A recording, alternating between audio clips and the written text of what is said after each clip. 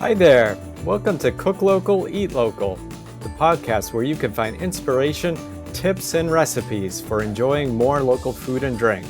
I am David Crowley, your host. In today's episode, we will be talking with Lacey Arnold about CSAs, Community-Supported Agriculture. Lacey ran Warner Farm CSA program for the 2019 and 2020 seasons, and now she serves as the farm's wholesale manager. Lacey also manages Warner's 2 pick-your-own strawberry fields and helps with the management of their seasonal corn maze, which is called Mike's Maze. Hi, Lacey. Welcome to Cook Local, Eat Local. Hi, David. Thank you for inviting me. Yeah, so glad for this chat because I've been doing these podcasts featuring picking up my CSA from Warner Farm, and now I have one of the team members from that very farm here. So this is very exciting to learn more about. I'm excited to be here.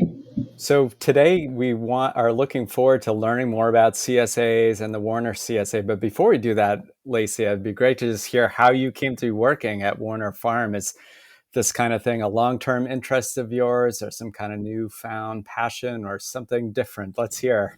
I guess it's a bit of both. So I did kind of stumble into working here at the farm, but at this point it is absolutely my passion and my long-term hope and plan. And if it isn't at Warner Farm, knock on wood, I would never leave the world of farming at this point. So I kind of stumbled into it. I went to school for broadcasting, studying documentary making, and I worked at a TV station for about 5 years and realized quickly that I did not want to spend my life sitting behind a computer and editing videos all day. So I kind of quit my career, sold all my belongings, and I went on a year-long road trip with my partner. And when we got back from that road trip, we fell into the valley again. That's where he was from. And I moved into an apartment here in Sunderland, Massachusetts, which is where Warner Farm is. And I saw a sign at the foot of the driveway at Warner Farm that said, "Now hiring." And I said, I need a job. So I went and I applied for the job, and the job was to work at their seasonal corn maze, Mike's Maze. And I worked there that fall. And at the end of the fall, they asked me if I wanted more work. And I said, yes, I did. And that is how I ended up here. And that was 5 years ago. So I kind of just said yes to everything they offered me. And then it was like a mutually beneficial relationship. I fell in love, they fell in love, and here I am. Hey, that's great. That's great. Can you also paint a picture? I'm kind of curious about this. Tell us a little bit, if we were to do a little tour of the farm and maybe situate, we have listeners probably local to New England as well as across the country. And I've noticed we have listeners from places like Belgium and other random places around the globe. So paint a little picture, geography wise as to where you are, and maybe just give us the lay of the land, literally. Yeah, so Warner Farm is in the town center of Sunderland, Massachusetts. And Sunderland, Massachusetts is all the way out in Western Mass in the Pioneer Valley. We're kind of a little bit north of Northampton and Amherst, which are the big towns that most people know around here. We're right on Main Street in the historic center of the town. And Warner Farm has been farming this land on this property, this area, for 300 years. So, wow. Yeah, they're quite a fixture in the town. That is definitely a long time. That's awesome. Well, that's great. That's great context. Let's go. I'm guessing a lot of listeners here are familiar with CSAs, but some may not be. So if you could start first with real basics, like if somebody hasn't heard of a CSA or is wondering what that is, can you break down really the basic 101 of what a CSA is in general? Absolutely. So a CSA stands for Community Supported Agriculture, and that's at the core exactly what it is. So a CSA program is essentially like a subscription-based program to a farm. You sign up at a point in time, and then at a later point in time, you receive the goods. So the way it typically works for farm CSA programs is you sign up in the winter for the growing season, spring through fall.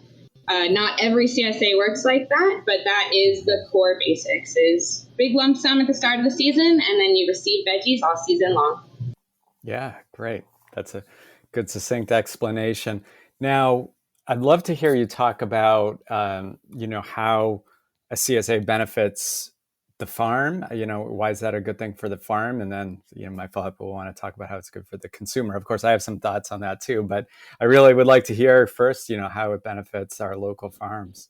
Absolutely. So CSA programs are sort of like the backbone for farms. Not every farm does them, but a lot of farms used to do them. They're kind of shying away at this point.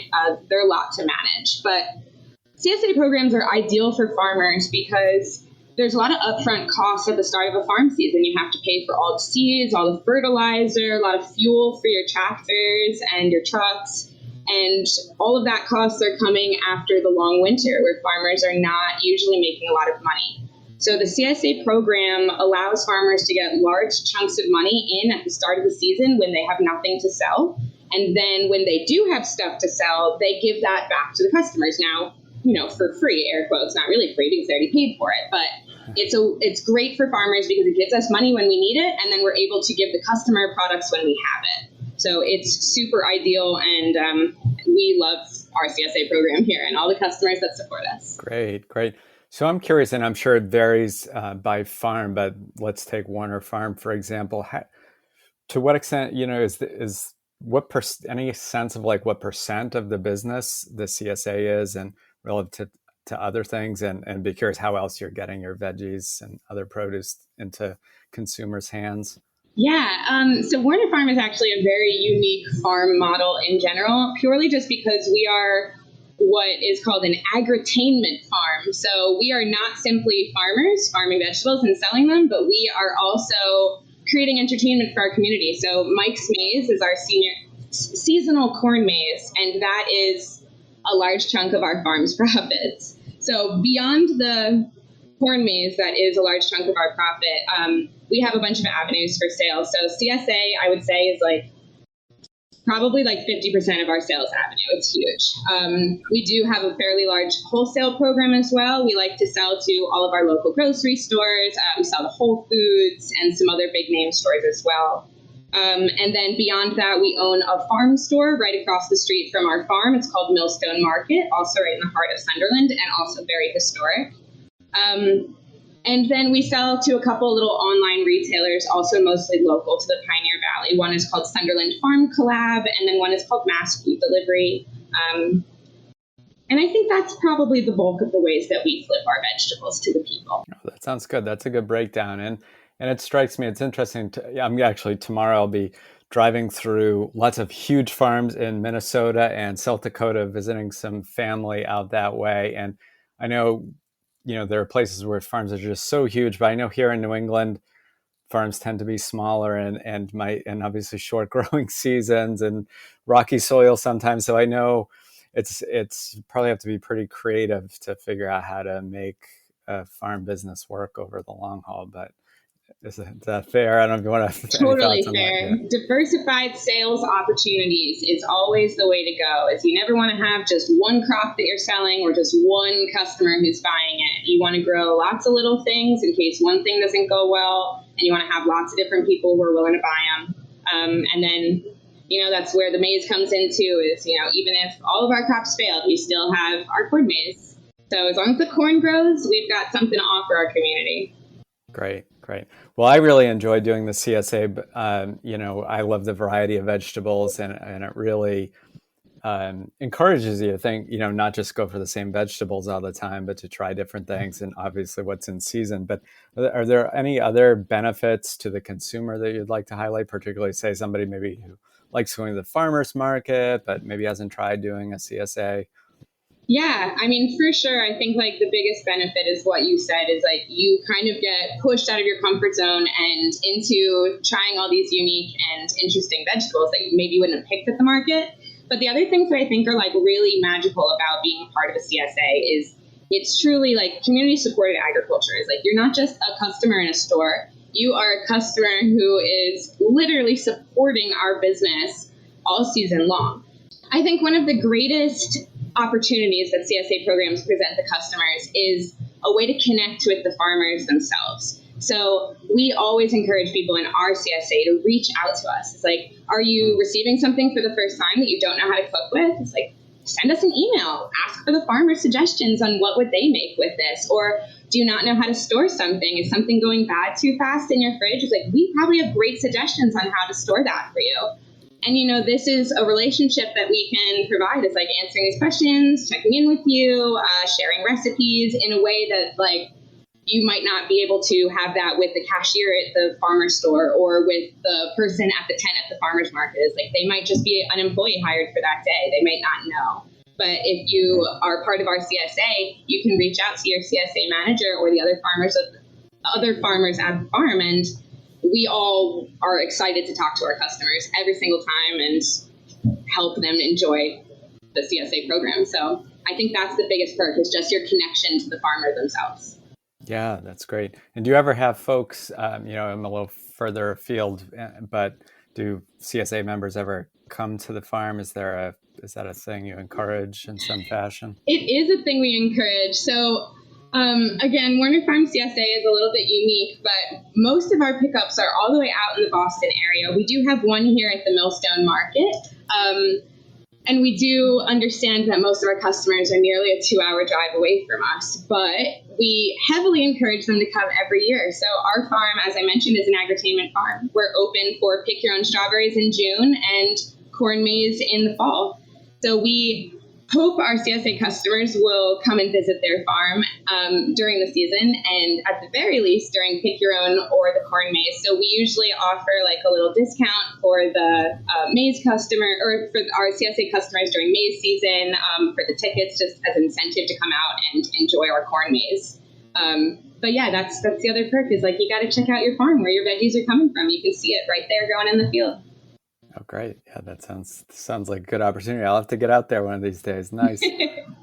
Could you break down a little bit more about how the mechanics, like, so if I'm signing up for your CSA in the winter, how does it work? And then, in terms of the way the pricing, you don't have to give exact, just a sense of the payments, and then the weekly system where, there's some preferences we can indicate. I don't know if you want to just walk people through how that works.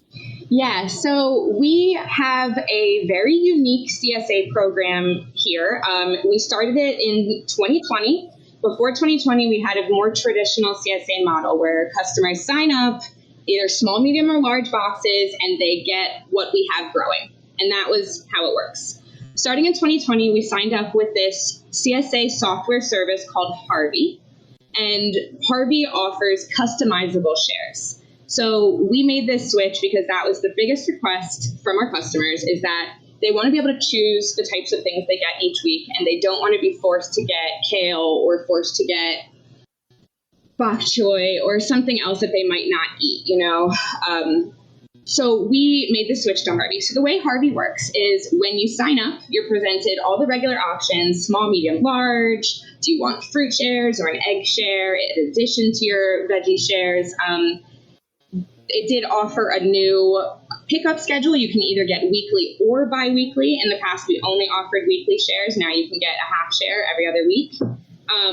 But the real magic to Harvie is that you can truly pick what you want. So the way that works is in two different ways. So when you sign up, you are automatically transitioned over to the preferences page, and it will ask for your preferences. So Harvie asks you to rate every single vegetable that we might give you over the course of the season on a 1 to 5 scale, basically saying 1, I hate this, don't ever put it in my box, or 5, I'm obsessed with this and I want it every time you can offer it, and everywhere in between. So when you rate those vegetables, that then goes into Harvie's algorithm, and every week we tell Harvie, hey, we have carrots, corn, broccoli, so on and so forth. And we click OK, and Harvie does the rest. So then Harvie considers every single person's preferences and what we have available, and it builds them a box based on what they like. And then it will send everybody an email and say, hey, this is what we'd like to give you this week. And then you have 2 days from that point to go in even further and customize even more. So if you love sweet corn and you rated it a 5, Harvie might give you 2 orders of sweet corn every week, or 1 week, and that would be 8 ears of corn. But say you got 8 ears of corn last week and you don't want 8 ears this week, you can just click that button in your email, go in and swap it out for something you want. So there's like 2 levels of customizability with these shares now. And the way you can pay for it is a number of ways. You can pay in full with your credit card at the start of the season. You can pay with a check at the start of the season, or you can sign up with Harvie's payment plan, where you pay a little bit at the time of sign up, a little bit more the first week, and then a tiny bit divided every week after that. So there are a number of options. And then the last very cool thing about Harvie that was not available in our previous CSA model is that you now have the option to add in extras anytime you want. So say you have a party coming this weekend and you want some extra veggies for your party on top of your regular share. Harvie makes it super easy to just add in extra things, and then it just charges it right to your card that's on file.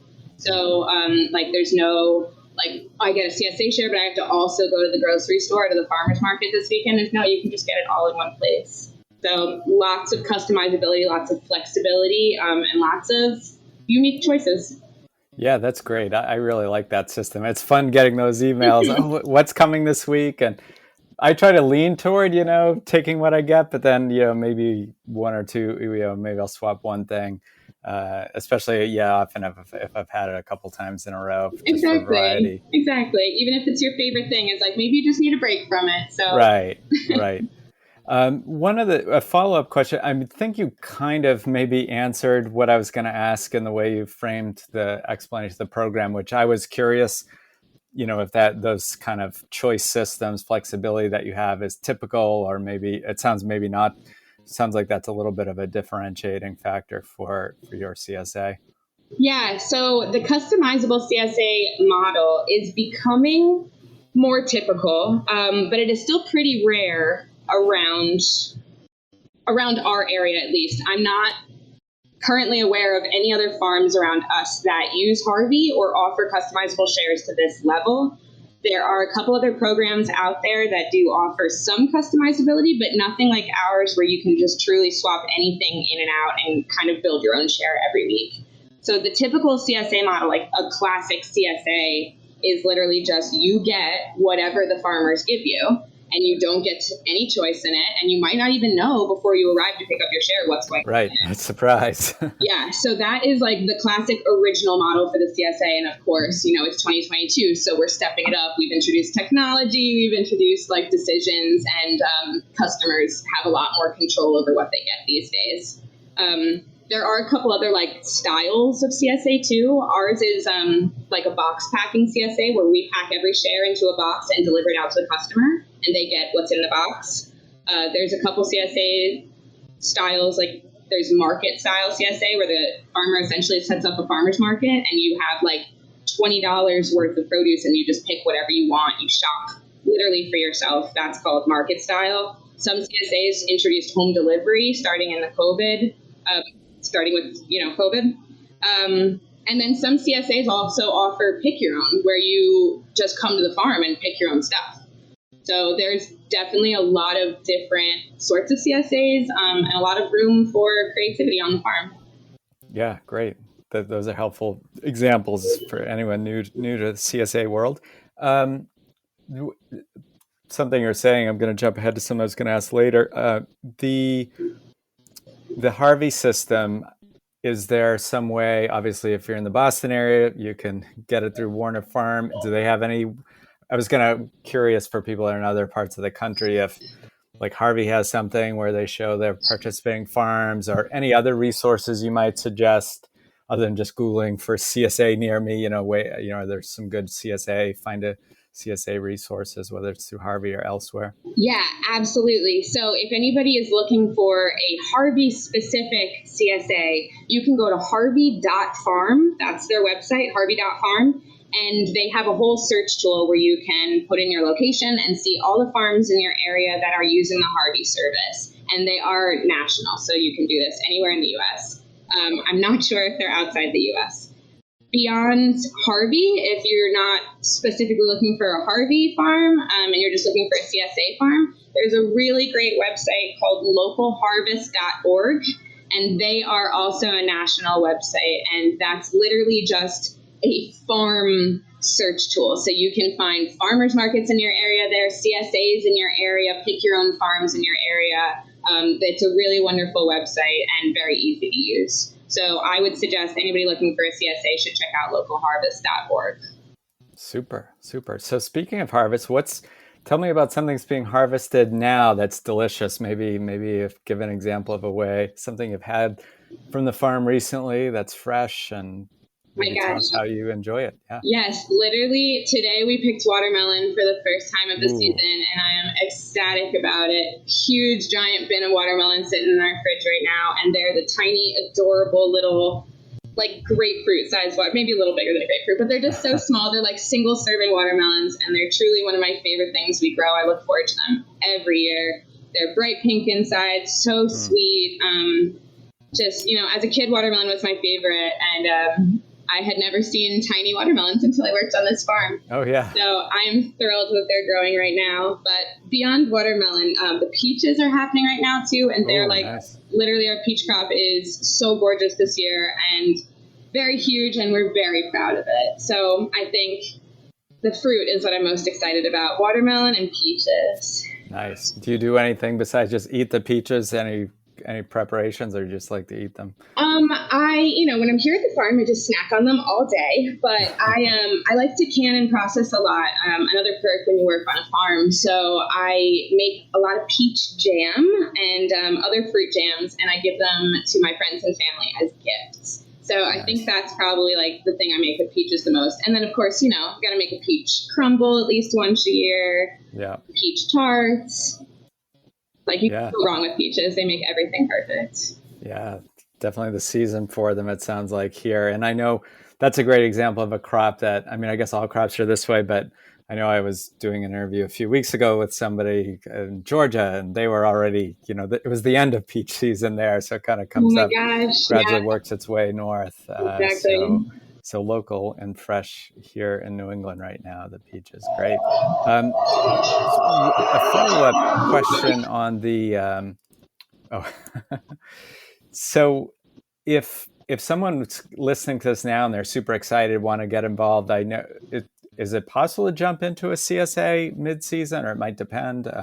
What's the deal with that? Like if someone wanted to get involved now? Yeah, of course. So I definitely think it depends. I can't speak for any other farms and how they run their signups, but for our farm specifically, you can sign up at any point in time during our season.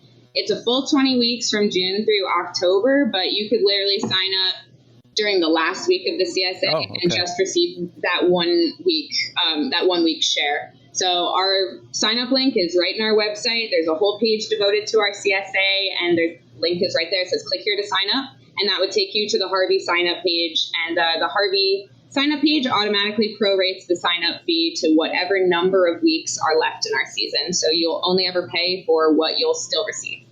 Oh, that's perfect. Okay, so that's a good opportunity. So I'll put the link in our show notes, but if you want to just mention your web URL for where they can find that, would be great. Yeah, sure. So if people still want to sign up for our CSA, they just need to go to warnerfarm.com and then click on the CSA tab. From there, they'll find all the information about our program and the sign-up link to the Harvie website. Perfect. Yeah, I know I had another question when we were talking about the peaches and preserving that I want to circle back to.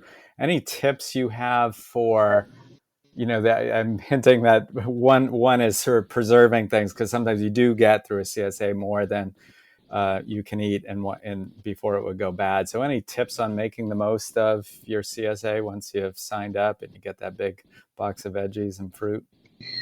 Oh, gosh. Well, I guess the tips would be specific depending on what it is. So every different type of produce has different ways that it wants to be treated in order to make it last. Yeah. I personally mostly just freeze things. I do process and can a lot as well. I just pickled like 25 jars of produce last night. Wow. But freezing is probably just the easiest way. So all the berries, all the fruit, like peaches, strawberries, blueberries, all those, I just wash them, process like strawberries, you just rip the tops off. Blueberries don't need anything. Peaches, I just kind of take the skin off and then mush all the fruit off the pit. All that stuff I just put in bags and put in my freezer and then take it out later whenever I need it. It lasts great. The rest of the produce, like I said, I usually like to pickle it. Tomatoes, I can. Kind of just depends on what it is. Yeah, definitely. definitely. And the thing, I sometimes I don't do enough of that. I tend to like try to challenge myself to like cook through everything, but sometimes you're just like, oh no, No, too much. Oh yeah, you got yeah, to prioritize. Sometimes I'll look at my full fridge and be like, okay, I can eat that tonight. That let me toss in the freezer. This I might get 2 more days out of. We'll see where it goes. You got to be strategic during the growing season. I will say I'm constantly like worried about what's in my fridge, what I need to eat today, and what's going bad. Yeah, it does take some planning. I tend to look initially. I'll have an initial plan based on when I pick it up, just thinking things that, some things really are best, like corn that when you first get it. Oh yeah, you want to eat that day. Versus like I'm going to make something with zucchini I picked up, I guess, over a week ago. That's like, it looks like it needs to get used now, but it still looks okay, especially cooked. I mean, if you're cooking things certain ways with enough other stuff, it can be a little forgiving. Absolutely. We make jokes here on the farm all the time is that farmers are like, we have access to the most beautiful vegetables, and we're always the ones eating the vegetables on the cusp of going bad because, we're always like, too busy, but then also selling off the most beautiful things, and then just too much choice in the first place. It's like always just trying to save the things that are one step away from rotting. Yeah, definitely. So any other tips you have on taking advantage of a CSA, or any other benefits to a CSA you want to highlight before we close? I think my biggest tips for the CSA are the one I mentioned before, which is talk to your farmers. Don't be shy. We love to hear from CSA customers. We love when people reach out, just letting us know what they made with stuff, or asking us our opinions, or asking us advice, or just telling us stories. One of our long-term CSA customers once told me a story about how she loves receiving our peaches because they remind her of growing up on a peach farm when she was a kid. And it's just things like that truly make our day here on the farm, and hopefully make our customers' days as well. So really, I think that's my favorite tip, is just connect with your farm if you're a CSA customer. And then beyond that is take advantage of the unique things they offer. Like if your farm is a pick your own farm and you're invited to come pick your own, like you should go pick your own. Like that's a good time.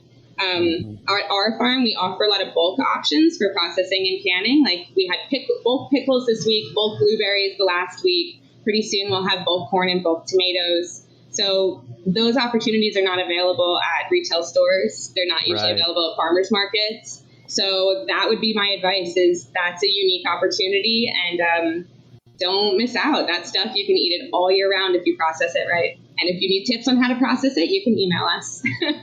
Awesome. Well, I think that's a great piece of advice to close on, Lacey. It's been great to chat and go take a deeper dive into learning about CSAs with you. This was fun, David. Thank you so much for having me.